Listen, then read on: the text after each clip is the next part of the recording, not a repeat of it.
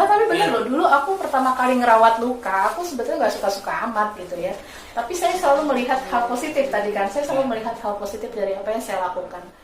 Jadi pertama kali saya ngerawat luka itu sampai muntah, beneran saya sampai muntah gitu. Saya nggak pakai masker waktu itu, jadi saya dianterin suami, saya minta tolong suami saya tutupin masker, pakai sarung tangan yang ada, pokoknya tutupin deh, saya udah nggak tahan mau muntah gitu kan, sambil uwe-uwe karena saya sensitif.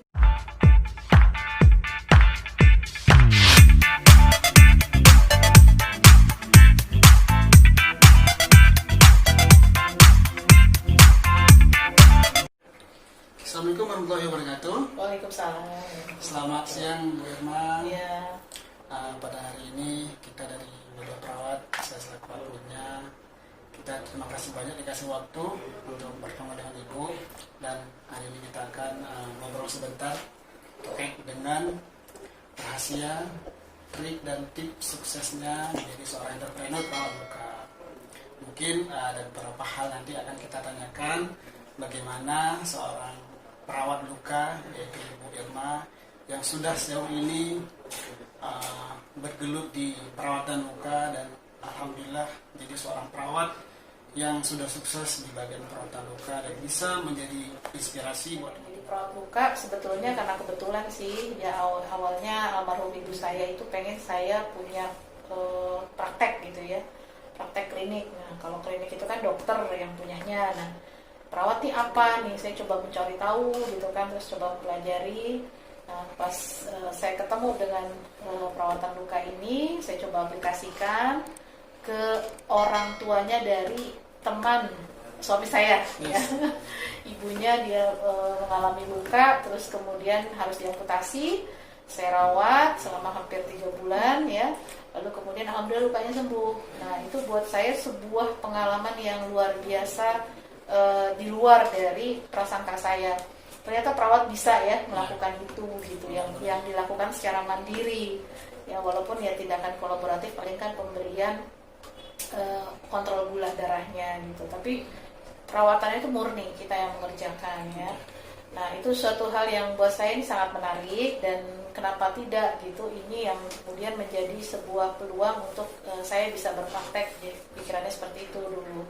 Dan ternyata di tahun 2008 itu keluar sebuah PMK yang mengatur tentang perawat berpraktek, dulu namanya Balai Asuhan Keperawatan, dulu tahun 2008 itu ya. Ya sudah, dari situ kemudian saya ikut kursus, saya diberikan kesempatan ya. Alhamdulillah senior saya juga seorang perawat luka, kemudian kita mengembangkan sama-sama di Bogor. Tahun 2011 kemudian saya memutuskan untuk mengembangkan sendiri di Jakarta. Sampai hari ini alhamdulillah Moist Care itu bisa eksis ya, menjadi salah satu tempat praktek perawat luka di DKI Jakarta. Selama Ibu membangun bisnis ataupun usaha ini, motivasi apa yang Ibu tuh yang kuat banget, yang sehingga Ibu itu tertarik ingin benar-benar membangun bisnis ini atau usaha perawatan luka ini sampai sejauh ini gitu. Alhamdulillah gitu. Melakukannya hanya untuk tujuan hanya sekedar menyelesaikan tugas, mencari nafkah, ya sudah itu aja yang didapat. Tapi kalau kamu melakukan sesuatu itu karena kamu mencintainya, kamu passion di dalamnya, itu nggak ada matinya ibarat gitu. Dalam kondisi pasang surut kita enjoy gitu. Tapi kalau misalnya kita nggak punya passion di sana, pada saat kondisi surut kita akan berlari cari tempat yang lain, ya kan? Dan dalam kehidupan ini tidak selalu semuanya itu ada di atas. Kadang ada di bawah, ya kan? Kita harus berlari untuk naik ke atas. Kalau lagi ke bawah bisa jadi kita tiba-tiba merosot, dari lagi di atas tiba-tiba kita merosot ke bawah gitu ya. Jadi pada saat kita passion di posisi manapun kita berada, kita nggak akan pernah berhenti gitu. Tapi kalau kita nggak passion, ya udah pada saat kita merosot, ya udah sekalian aja merosot, tinggalin gitu kan, nggak kita kerjain lagi gitu. Jadi itu motivasi terkuatnya gitu. Jadi setiap kali saya ngelihat perawat pasien kemudian lukanya sembuh, itu senang, buat saya itu sebuah kepuasan tersendiri. Atau kalau misalnya saya lagi habis ngisi pelatihan kemudian teman-teman termotivasi, itu buat saya menjadi suatu hal yang memotivasi saya kembali gitu kan. Alhamdulillah ternyata ternyata apa yang saya berikan tuh sangat bermanfaat buat orang lain gitu. Jadi Dan itu kemudian saya semakin mencintai apa yang saya lakukan gitu. Nah kalau misalnya kita melakukan sekedarnya saja, kayak misalnya ngerjain pasien ya udah sekedarnya gitu kan, nggak ada sebuah kecintaan kita terhadap apa yang kita lakukan, ya biasa aja. Ya biasa aja gitu loh, nggak ada sesuatu hal yang membuat kita tuh enjoy gitu. Mungkin teman-teman di luar mungkin ya yang sudah berjalan perawatan lukanya gitu, pasti ada pasang surutnya juga Bu ya. Nah, mungkin Ibu punya tips yang memang bisa Ibu sharing ke teman-teman, tips dan triknya juga sehingga membangun perawatan luka ini sampai bertahan sampai sejauh ini gitu. Bagaimana? Belajar itu nggak cuma pada saat kita di bawah, tapi pada saat kita di atas pun kita harus belajar. Belajar itu bisa dari banyak hal, bisa dari teman sejawat, bisa dari orang-orang yang sudah lebih sukses, bisa juga dari orang-orang yang sudah berpengalaman. Tidak harus berpengalaman di dunia keperawatan luka gitu. Kita bisa belajar bisnis dari orang-orang lain yang bisa survive di bisnisnya dia gitu. Jadi mau belajar dari orang lain. Jadi jangan merasa gue kan perawat, ya udah gue belajar sama perawat aja, enggak. Ya, jadi kita harus mau belajar dari profesi manapun yang kemudian itu bisa menjadi pecutan buat kita, bahwa kita ini ada sesuatu hal yang harus kita tingkatkan, ada sesuatu hal yang harus kita perbaiki, sehingga kita bisa mengembangkan apa yang kita sudah mulai dari awal ini gitu. Jadi nggak boleh juga merasa paling hebat, pokoknya paling itu harus dihindari lah. Kita the best apa. Jadi ingat aja bahwa di dunia ini itu nggak ada yang namanya the best, pasti ada kekurangannya. Ya, setiap orang tuh pasti ada kekurangannya. Jadi apa yang menurut kita itu bagus, menurut orang lain itu bagus, belum tentu menurut menurut Allah itu bagus gitu kan. Jadi pasti ada kekurangannya. Jadi pasti ada yang harus kita tuh, ya itu yang membuat kita harus selalu belajar, karena kita selalu merasa kurang gitu loh. Kurangnya dalam tanda petik bukan kurang uang ya, tapi kurang pengetahuan, kurang pengalaman, kurang yang kemudian memotivasi kita untuk bisa lebih baik lagi gitu. Biasanya kendala apa saja Bu yang biasa Ibu alami atau pernah terjadi yang membuat Ibu itu mungkin harus kita evaluasi segera dan kemudian bisa kita lakukan? Paling berat menjadi seorang entrepreneur itu adalah mengelola SDM dan mengelola keuangan. Dua itu luar biasa. Ya, itu yang paling berat, dan dari semua macam jenis usaha itu yang kunci keberhasilan di situ. Nggak gampang mengelola SDM, nggak gampang mengelola keuangan gitu. Apalagi kalau kita melihat ya kan transferan gitu kan, wah ini lumayan nih ya kan. Kalau kita nggak bisa nahan-nahan, bisa habis untuk kebutuhan pribadi gitu kan. Padahal itu untuk kebutuhan perusahaan. Jadi di situ gitu ujiannya adalah bagaimana kita harus mampu mengelola keuangan dan juga mengelola SDM gitu. SDM ini terutama kalau kita bisnis di dunia jasa ya.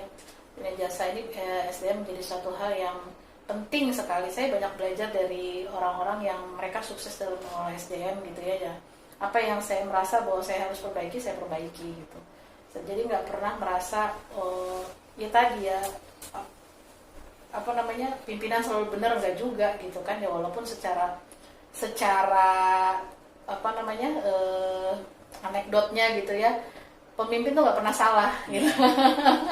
Kalau pemimpin salah itu bukan pemimpinnya yang salah gitu, kitanya yang salah. Jadi nggak begitu juga gitu. Yang walaupun itu ada, tapi kita juga harus memperbaiki apa yang memang harus kita perbaiki gitu. Jadi ya kuncinya di situ, harus mau belajar.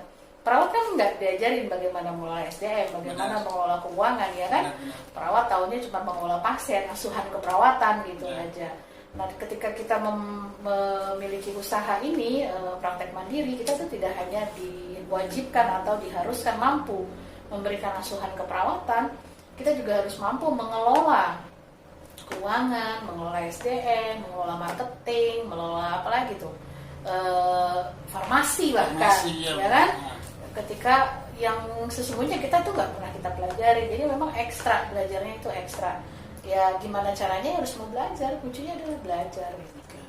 Jadi dan belajar tadi bukan dari keperawat aja, karena dunia kita yang kita geluti ini ya gak cuma keperawatan gitu kan. kita harus belajar dari direktur rumah sakit bagaimana dia mengelola. Saya pernah ketemu sama beberapa direktur rumah sakit dan mereka yang menyampaikan bahwa ada yang bilang gitu ya, ternyata mengelola klinik itu lebih cost efektif daripada mengelola rumah sakit gitu. Jadi lebih baik buka cabang klinik di mana-mana gitu kan. Nah, itu ada yang ngomong begitu, ada lagi yang mengelola rumah sakit lebih enak daripada ini. Banyak hal yang bisa kita dapatkan ilmunya gitu kan dari berbagai macam orang gitu. Jadi belajar intinya. Saya selalu sampaikan gitu kan, saya juga pernah mengisi beberapa kuliah entrepreneur ya di kampus-kampus gitu. Jadi kita kalau perawat ini kan dilatihnya untuk menjadi seorang pekerja ya, lebah pekerja. Sampai ada bukunya itu ya, judulnya lebah pekerja gitu. Jadi memang kita ini dididik menjadi perawat itu adalah sebagai seorang pekerja gitu. Nah pada saat kita menjadi seorang pekerja, kita dituntut juga untuk bisa menjadi entrepreneur. Ini nggak gampang gitu. Mungkin kalau di beberapa kampus yang sudah ada materi entrepreneur lebih mudah ya untuk masuk, dan itu pun nggak bisa cuma 2 SKS gitu kan. 2 SKS tuh nggak ada, ya cuma sedikit nyoel dikit lah gitu, tapi kalau benar-benar harus merubah mindset tuh nggak cukup 2 SKS. Jadi yang harus dilatih nanti buat teman-teman kalau mau terjun ke dunia ini adalah mindsetnya. Mindset pekerja harus dirubah menjadi mindset pengusaha gitu. Karena ini 2 hal yang berbeda. Jadi ketika kita merubah mindset, maka sikap kita pun akan berbeda. Contoh yang paling sederhana, waktu saya jadi karyawan, saya selalu ingin gaji besar ya kan. Semua di sini jadi karyawan maunya gaji besar ya kan. Tapi pada saat saya menduduki posisi sebagai pimpinan, saya harus berpikir saya rela untuk tidak digaji dulu, yang penting karyawan saya digaji. Itu satu hal yang berbeda dan itu satu hal yang mendasar. Benar. Ya Tidak kan? semua orang juga bisa seperti itu. Mindsetnya itu seperti itu. Nah, jadi saya punya prinsip, saya boleh ketika omset mau pada posisi di bawah, saya punya prinsip, saya nggak mau nggak memberikan gaji pada staf saya gitu. Dan itu harus merelakan diri kita untuk tidak digaji dulu ya kan. Yang penting karyawan gue dibayar gitu. Itu kalau pada posisi di mana kita pada posisi di bawah. Jadi itu harus disiapkan. Nggak gampang, tapi ketika kita berhasil melalui proses itu hasilnya luar biasa. Yang kita rasakan itu jauh lebih ada kepuasan. Kalau saya pribadi merasakan ada kepuasan tersendiri lah ketika kita mencapai melalui proses itu ya.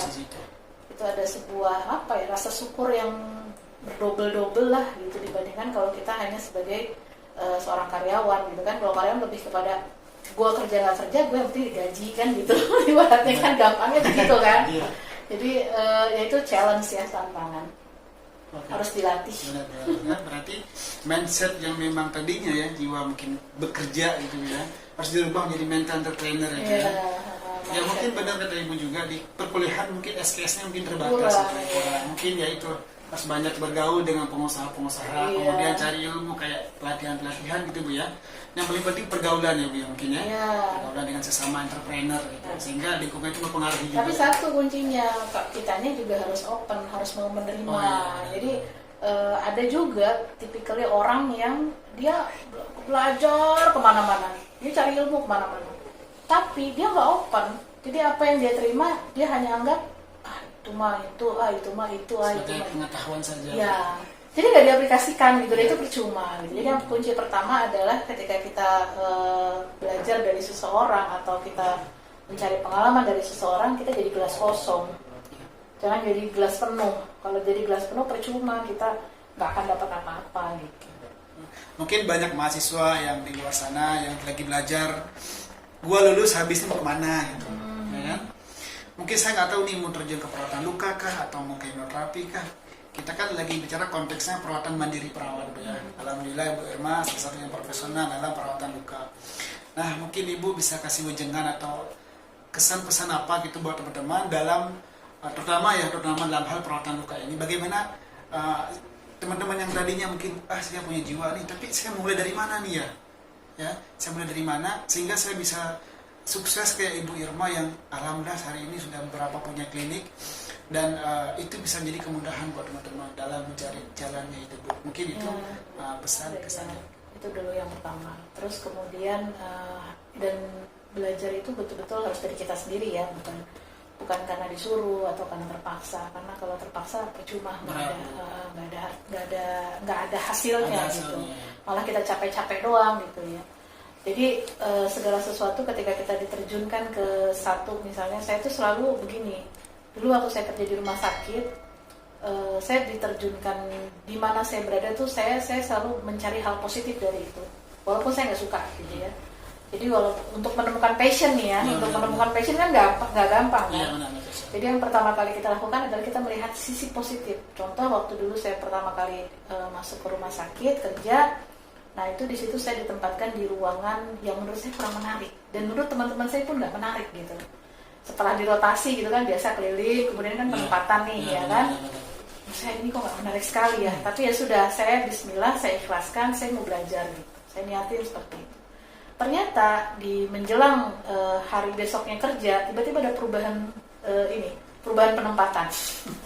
Teman saya itu waktu saya ditempatkan di ruangan yang dilihat tidak menarik gitu ya, itu sempat merendahkan gitu ya, maksudnya underestimate gitu. Oh dia di situ gitu kan, oh aku di ruangan yang ya kalau yang berkelas tuh ICU, UGD gitu kan.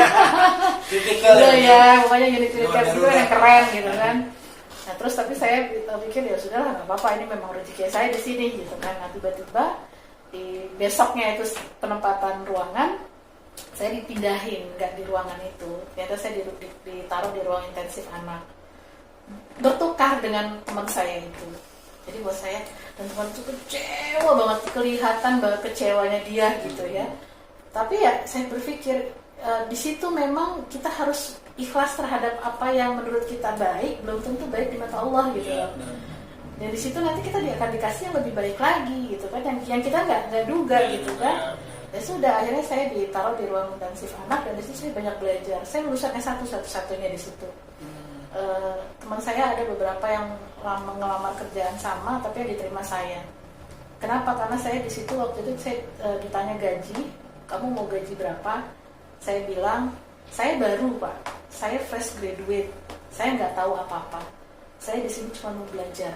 Saya bilang gitu, terserah Bapak mau gaji berapa saya langsung terima. Teman saya yang lainnya nggak tahu ngomong apa, itu nggak diterima gitu. Ya artinya kita harus tahu kapasitas diri kita gitu, sehingga orang lain tuh bisa menghargai kita. Ya udah di situ saya ditempatkan di ruangan intensif, saya banyak belajar, saya ketemu senior yang luar biasa gitu ya, dan mereka ada yang underestimate juga, wah ini nurse nggak bisa apa-apa gitu kan, S1 nggak bisa apa-apa gitu. Saya bilang saya memang nggak bisa apa-apa, saya baru lulus, makanya saya mau belajar, ajarin saya dong. Dan itu saya ngomong, nggak malu-malu saya ngomong itu gitu. Saya bilang ke senior saya, aku nggak ngerti Kak, itu gimana caranya, nggak malu gitu. Jadi itu salah satu yang membuat saya hal-hal kecil yang seperti itu yang harus kita mulai. Jadi jangan merasa gue lulusan S1 udah jago gitu lah.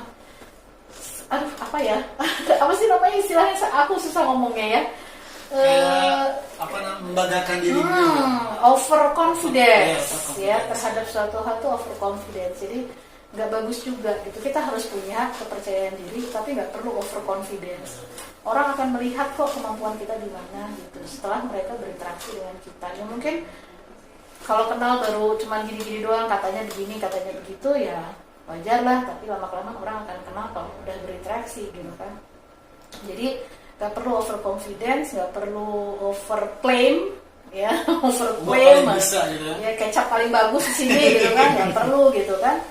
Pokoknya you do what you think it's best. Orang akan melihat apa yang kita kerjakan gitu. Jadi pesannya ya itu, mau belajar keep low profile. Buat teman-teman yang mau terjun ke perawat luka Bu, kira-kira mungkin pesannya apa? Pesannya pertama, cintai dulu borok. Jadi kalau nggak suka borok, ya udah nggak usah masuk ke luka ya Bu ya. Ya kalau nggak suka gimana dong ya kan, masa mau dipaksain sampai muntah-muntah. Tapi bener loh, dulu aku pertama kali ngerawat luka, aku sebetulnya nggak suka-suka amat gitu ya. Tapi saya selalu melihat hal positif tadi kan, saya selalu melihat hal positif dari apa yang saya lakukan. Jadi pertama kali saya ngerawat luka itu itu sampai muntah, beneran saya sampai muntah gitu. Saya nggak pakai masker waktu itu, jadi saya dianterin suami, saya minta tolong suami saya tutupin masker, pakai sarung tangan yang ada, pokoknya tutupin deh, saya udah nggak tahan mau muntah gitu kan, sambil uwe-uwe karena saya sensitif banget ngelihat yang begitu tuh. Sebetulnya saya gampang banget muntah gitu. Itu pertama kali saya lakukan. Tapi ketika saya melihat kemudian luka itu sembuh dari apa yang saya lakukan, itu kepuasannya luar biasa. 100 kali lipat mungkin rasanya dari muntahnya tuh hilang gitu loh. Mungkin Bu, trik biar hilang, mungkin kalau teman-teman mungkin nggak suka ya Bu.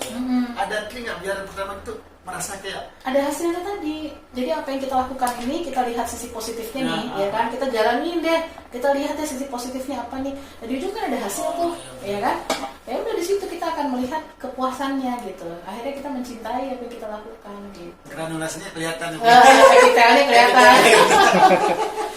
Ya, tapi ya harus keep positif dulu gitu loh. Jadi mungkin menurut kita ini tadi ya, mungkin menurut kita nggak bagus, tapi kita nggak tahu kan apa rencananya Allah gitu kan. Ya udah kita jalanin aja, kita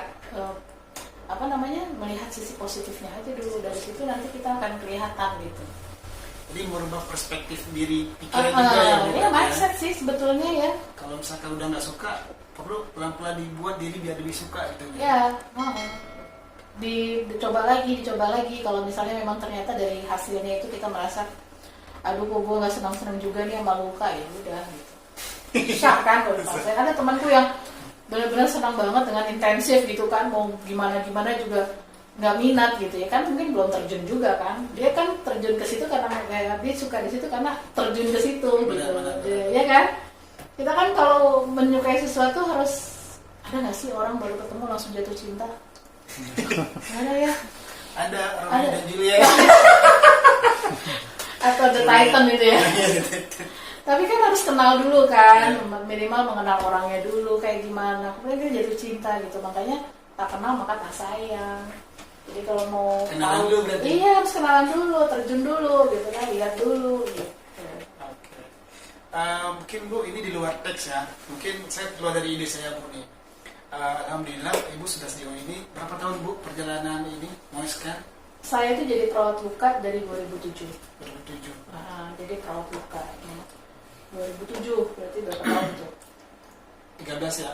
13 tahun, luar biasa. Moiscare ini saya sebetulnya awali dari home care. Itu 2011. Sebelumnya saya gabung sama kakak senior saya. Kemudian 2011 saya home care. 2012 saya setelah memasukkan begitu banyak proposal ke klinik, kemana buat tempat saya berpraktek, akhirnya ada satu yang memilih saya, yaitu di tempat saya dulu kerja. Kliniknya, bukan rumah sakitnya ya. Nah, kenapa? Karena ternyata pemiliknya ini, ketua yayasannya itu ya Allah alam ya, mungkin melihat dulu kinerja saya di rumah sakit bagaimana gitu. Akhirnya saya diberikan kesempatan untuk berpraktek di situ. Sistemnya bukan sewa, jadi kita bagi hasil gitu. Jadi ibaratnya saya modalnya cuma proposal aja. Itu awal mula Pois. Saya padahal udah masukin ke banyak apotek, rumah sakit, nggak ada yang goal gitu ya. Apalagi kalau kita nggak punya kenalan, kemudian kita nggak punya track record gitu ya. Misalnya udah punya berapa cabang gitu kan, kita kan baru banget nih gitu kan.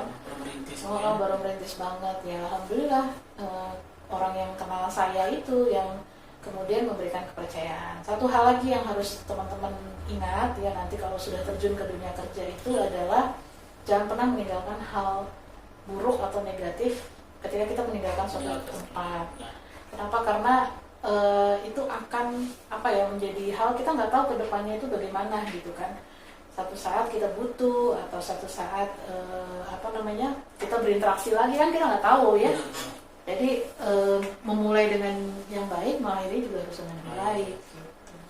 Setelah itu Bu, perjalanan dari Moiscare itu sampai membangun usaha sendiri, mungkin ada beberapa cabang, itu perjalanannya gimana? Naik turun. Dulu saya awal buka itu sempat punya 5-6 cabangan di Jakarta, di Bekasi, sempat di Tangerang juga ada ya. Terus kemudian tutup tuh, balik lagi kena SDM. Jadi SDM ini luar biasa nih.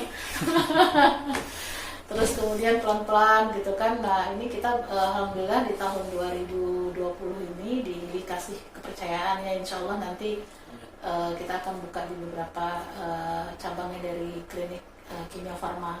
Yang penting nanti kalau teman-teman mau bergabung dengan kami juga bisa, boleh hubungi saya, boleh di follow IG-nya. IG-nya sini ya. Siap, nanti teman-teman boleh ya. Sehingga ke voice care ya.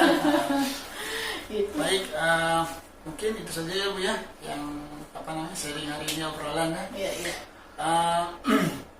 Buat teman-teman yang mungkin pada penasaran atau pengen ngobrol langsung atau pengen ketemu sama Bu Irma ya, mungkin nanti teman-teman bisa langsung kepoin ya, ada di bawah nanti kita buat voice care-nya, mungkin bisa singgah, mau belajar bareng, mau training bareng sama beliau yang luar biasa, pengalamannya udah jauh banget. Mungkin hari ini obrolan kita cukup sekian.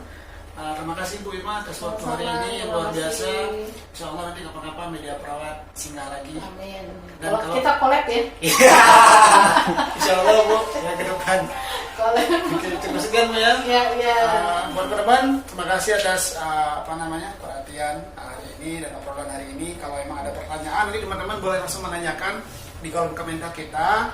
Insya Allah dia akan kita jawab, dan insya Allah ke depan kalau emang ada momen lagi kita akan kolaborasi lagi sama Bu Irma.